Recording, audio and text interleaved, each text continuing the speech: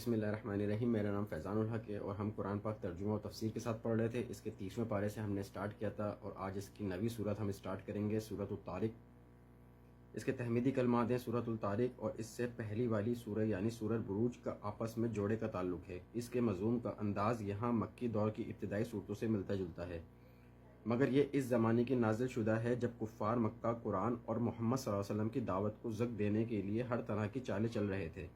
ان میں دو مضمون بیان کیے گئے ہیں، ایک یہ کہ انسان کو مرنے کے بعد خدا کے سامنے حاضر ہونا ہے، دوسرے یہ کہ قرآن ایک قول فیصل ہے جسے کفار کی کوئی چال اور تدبیر زگ نہیں دے سکتی۔ بسم اللہ الرحمن الرحیم۔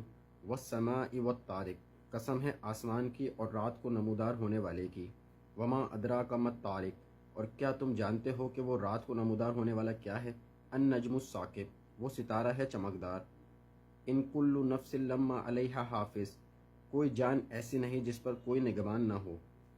یعنی سورہ انفطار کی ان آیت میں یہ مضمون زیادہ وضاحت کے ساتھ آیا ہے۔ وَإِنَّ عَلَيْكُمْ لَحَافِظِينَ کِرَامًا قَاتِبِينَ يَعْلَمُونَ مَا تَفْعَلُونَ، جبکہ ہم نے تمہارے اوپر محافظ فرشتے مقرر کر رکھے ہیں، بڑے باعزت لکھنے والے، وہ جانتے ہیں جو کچھ تم کر رہے ہو۔ انسان کے محافظ فرشتوں کا ذکر سورہ انعام کی اس آیت میں بھی ہے۔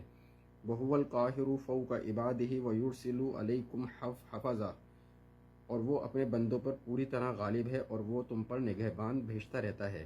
ان آیات سے معلوم ہوتا ہے کہ اللہ تعالیٰ نے ہر انسان کے ساتھ متعدد فرشتے مقرر کر رکھے ہیں۔ ان میں سے کچھ ان کے اعمال کا ریکارڈ مرتب کرنے میں مصروف ہیں، جبکہ کچھ کو اس کی حفاظت کی ذمہ داری سونپی گئی ہے۔ ان کل نفس لما علیہا حافظ، کوئی جان ایسی نہیں جس پر کوئی نگہبان نہ ہو۔ فَلْيَنْظُرِ الْإِنسَانُ مِمَّا خُلِقَ، تو انسان کو غور کرنا چاہیے کہ وہ کس چیز سے پیدا کیا گیا ہے۔ خُلِقَ مِن مَاءٍ دَافِقٍ، وہ پیدا کیا گیا ہے اچھلتے ہوئے پانی سے۔ یخرج من بین الصلب والترائب، جو نکلتا ہے پیٹھ اور پسلیوں کے درمیان سے۔ یعنی مرد کے مادہ منویہ کا اصل منبع ریڑھ کی ہڈی اور پسلیوں کے درمیان ہے۔ یہاں سے پیدا ہو کر یہ مادہ ان غدودوں تک پہنچتا ہے جو اس کے لیے مخصوص ہے۔ انہ علی رجعہ لقادر، جس دن تمام چھپے ہوئے رازوں کی جانچ پڑتال ہوگی۔ یعنی جس اللہ نے پانی کی ایک بوند سے انسان کی تخلیق کی ہے، وہ یقیناً اس پر بھی قادر ہے کہ جب چاہے اسے اپنے پاس واپس بلا لے، اور یقیناً وہ اس کے مرنے کے بعد اسے دوبارہ زندہ کر دینے پر بھی قدرت رکھتا ہے۔ صدق اللہ العظیم۔